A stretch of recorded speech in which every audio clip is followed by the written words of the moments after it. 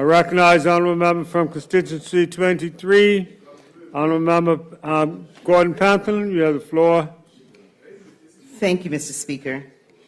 Mr. Speaker, as we've heard the minister give the intent of this legislation, I had to harken my mind back to 2017, towards the end of the year, in which a different minister held some town hall meetings, one of which I attended at the Heritage Hall in Hamilton, on this very topic as to what next for the corporations, the municipalities. And it was very clear at the time from the residents and the interested business people who were there that they had decided that, having listened to the government's protestations about the necessity to reform the municipalities, that they preferred that the status quo in terms of how the corporation of Hamilton in particular, and this was the Hamilton meeting, ought to continue. And they said, let's leave it as it is.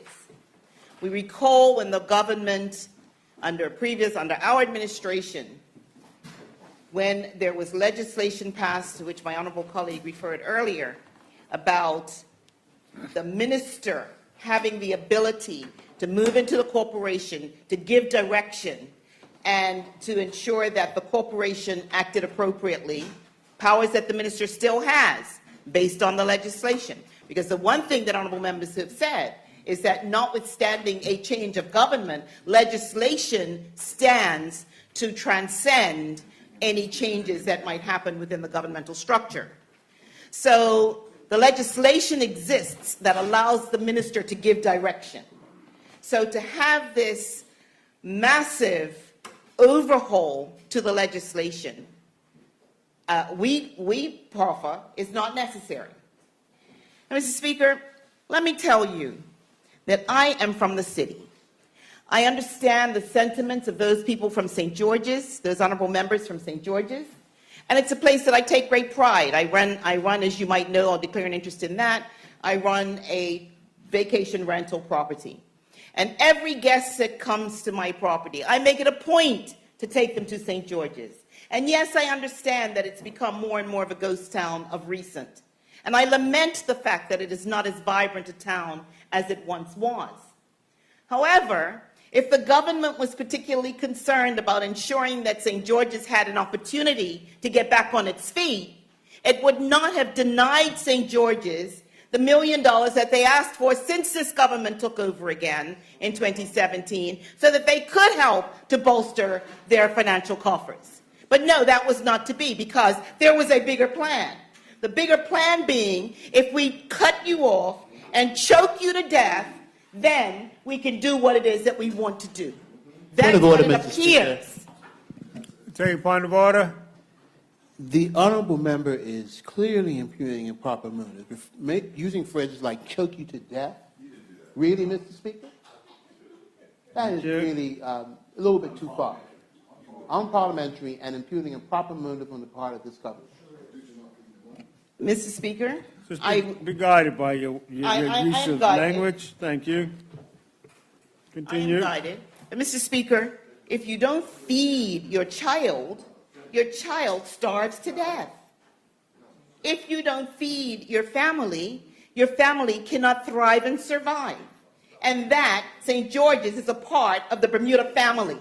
So if they are being starved of the funding that was necessary in order to assist them in managing their affairs, then it only appears to me, I may be totally wrong, there may not have been an ulterior motive, but it certainly seems like it is. It looks like a duck, it quacks like a duck, then I believe it's a duck. Now, Mr. Speaker, I also think that when I went to that town hall meeting and the decision came out as it did, that when people suggested, let's have the status quo, the government wanted to make sure that they appeared to listen. So what do? In my estimation, they banished that minister to Siberia, put another one in its place, and the new minister was then able to pick up the mantle and proceed down the path that was the government's intention. That's the way it appears. I stand to be corrected if I'm wrong. Mr. Speaker, that is the perception. Mr. Speaker, what looks like this, if I stop to think about it, Mr. Speaker? Way back in the 1920s, I would want to believe, Bermuda Properties was formed as a company and managed to control the properties at Castle Harbor, the Castle Harbor Hotel. And the Castle Harbor Hotel had primacy of place in terms of tourism development in Bermuda. And as a result of that, Mr. Speaker, that corporation and the powers that be at the time looked at what they deemed to be an appropriate development of tourism, and they did what has been abhorred over time, and that was the Tuckerstown land grab. Tuckerstown had valuable property, and there was a land grab, Mr. Speaker, in the name of developing tourism. What we appear to have today is a change in the structure of the municipalities, but ultimately will end up, because of the amount of ministerial direction that is permitted, it will end up in a situation that is not significantly different than what Tuckerstown found itself in at that point in time. Now, Mr. Speaker, let me just say this. I am a city girl, born and bred, and I don't know that any member in this honorable House has had to live in a home in which the determination of the budgetary process in that home was to determine whether you had dinner or whether your mother paid the corporation taxes. The government of the day did not contribute a dime to the corporation for the corporation to acquire the assets that it now has. But it is ripe for picking that the government can now have the opportunity to control the direction of the corporation and even at some point subsume its assets into the balance sheet on a consolidated basis of the government of Bermuda. We don't know whether that's the ultimate intention, but it looks like it, Mr. Speaker. It looks like it. Now, Mr. Speaker, we've heard that the minister has looked at various other jurisdictions. And I don't know, with the ones that he mentioned, I've not done that level of research in terms of what has happened to ourselves and what other smaller jurisdictions have done. So I cannot speak from an educated position in terms of how they have operated in the past. But what I can say, Mr. Speaker, is that there are times when we ought not to be hastening our path to the lowest common denominator, because they don't do something there, and they don't do this there, and they don't do that there. So therefore, although we do it, we don't need to do it because they don't. You know, Bermuda is unique. We have found ourselves even as much as today having to fight for our economic life, Mr. Speaker, because of where we stand on the world stage. And because of our excellence, we are targeted. We have that crosshairs. We are in the bow of those crosshairs, Mr. Speaker. We know that because we are different and we do things differently.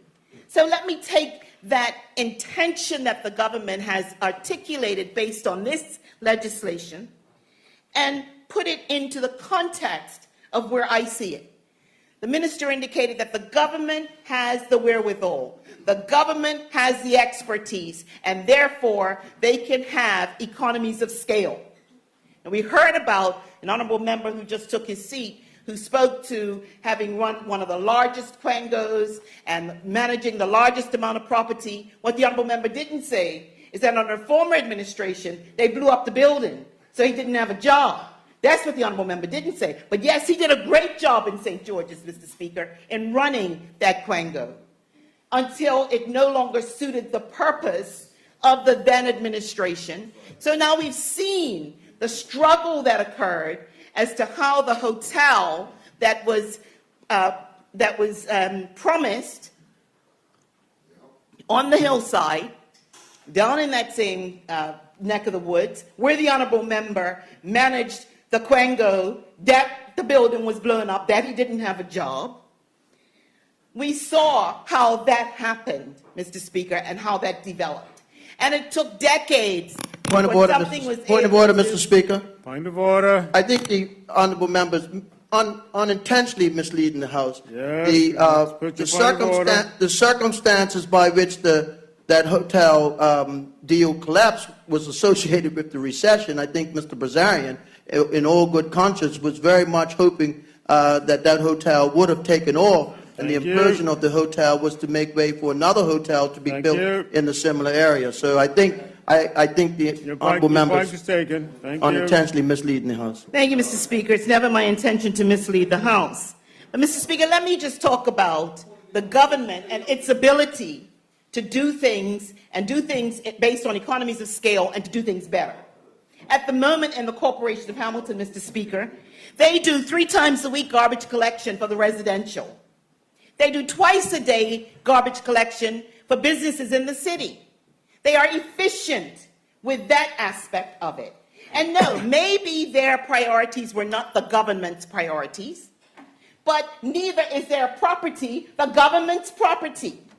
So, Mr. Speaker, when one decides that they are going to go and embrace and subsume somebody else's property and assets, think back to Tuckerstown. There's no difference in what ultimately will happen when we see how interesting the waterfront has become, as the minister said.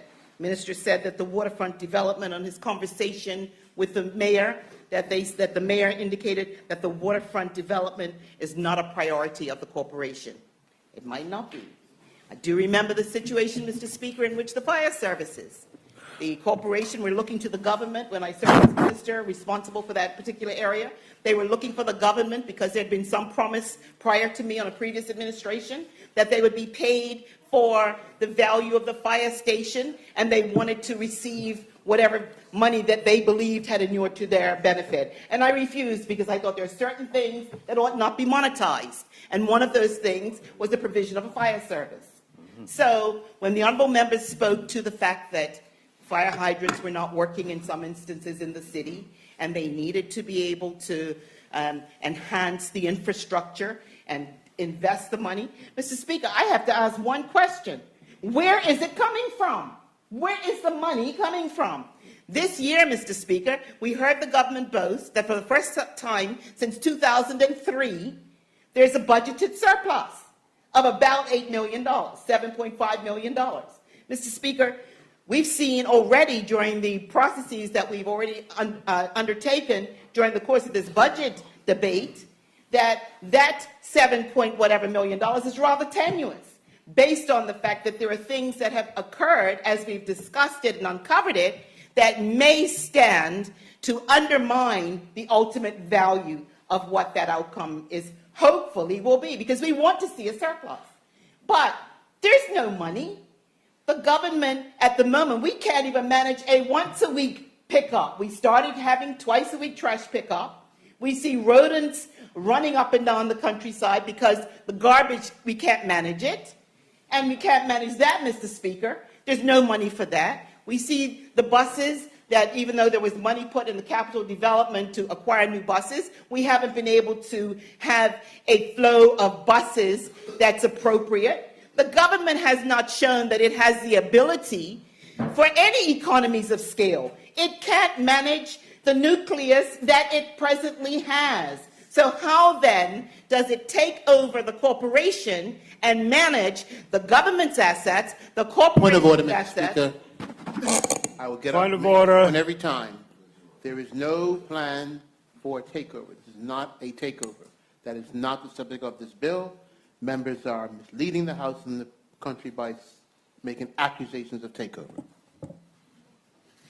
Mr. Speaker, we heard that the government can utilize economies of scale, and I'm speaking only to that issue in which economies of scale would suggest that the government is able to take care of what it presently has and what it might acquire, because the government will have the ability to decide who becomes the mayor, who becomes the councilors, who is on the committee to select the councilors, and heaven help, Mr. Speaker, that somebody just might happen to fall out of favor.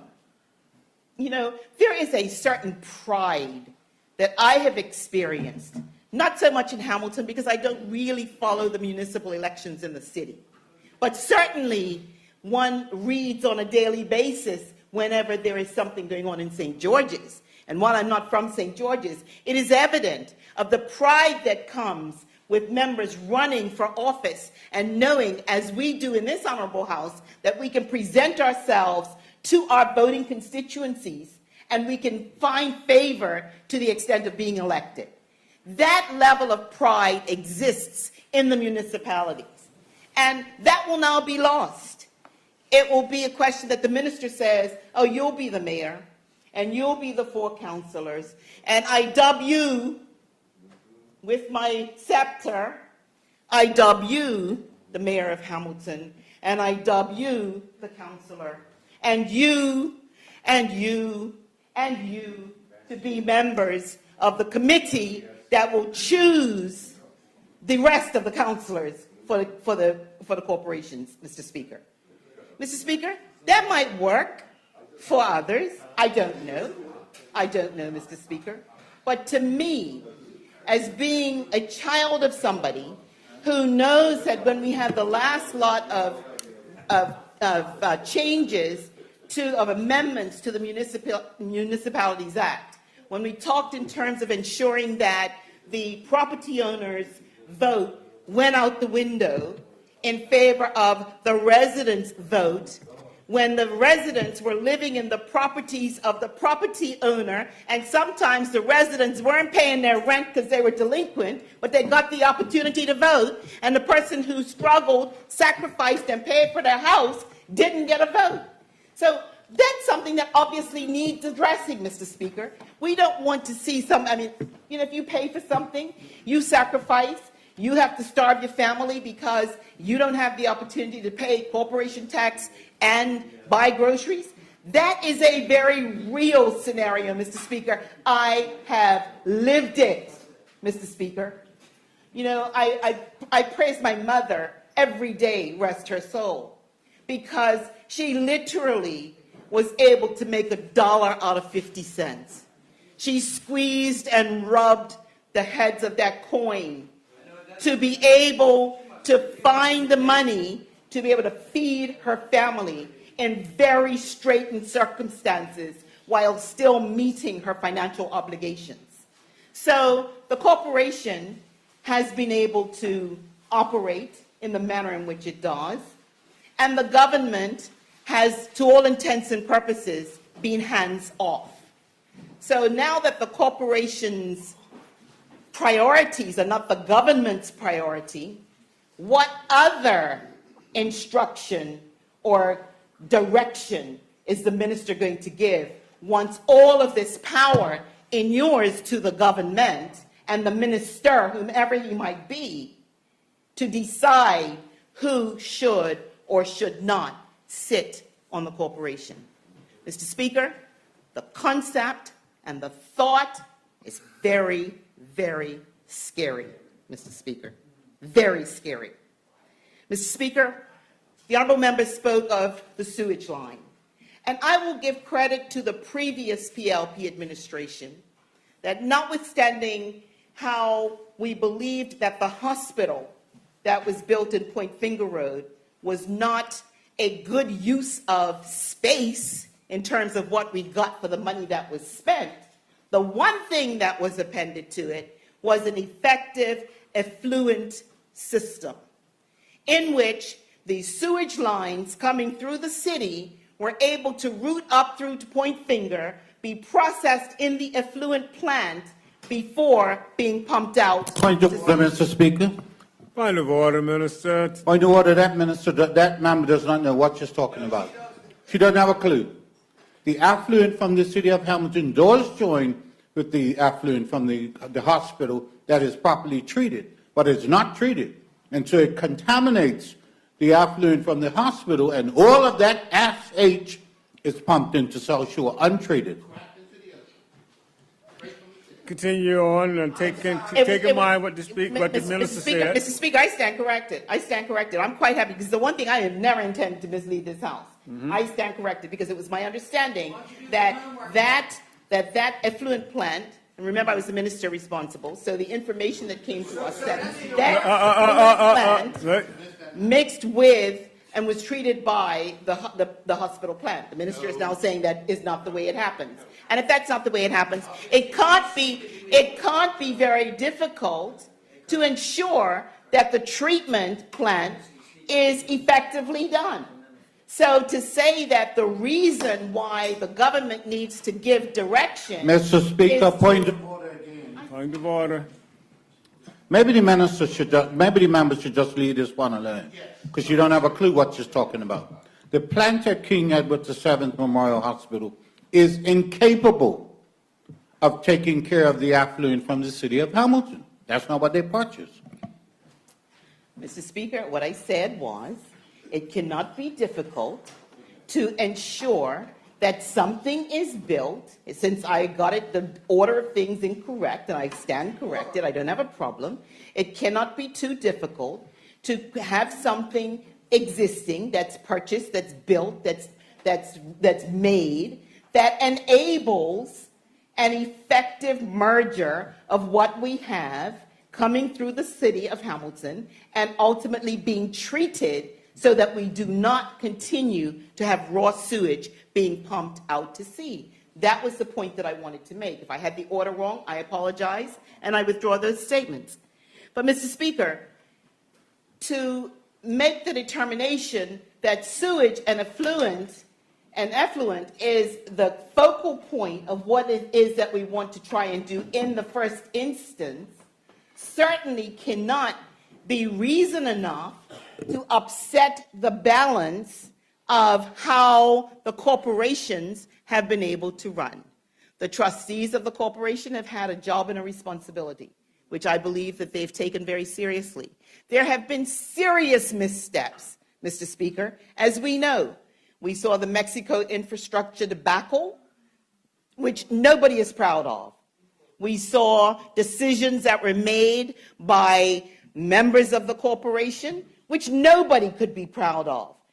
For the most part, I believe that the people who were responsible for those decisions, fortunately, the court order was such that it didn't end up costing the corporation the money because it was determined that the contract with Mexico Infrastructure was ultra vires their ability to enter into, and as a result, Mr. Speaker, there was not as bad a cost to the corporation as otherwise might have been if that decision had been allowed to stand. So it had been reversed.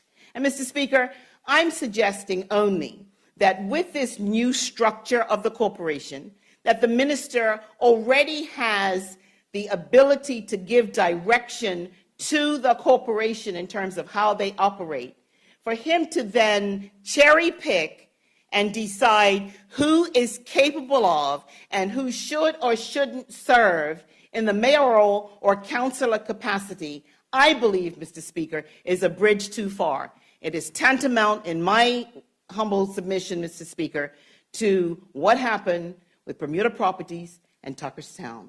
Thank you, Mr. Speaker. Thank you, honourable member.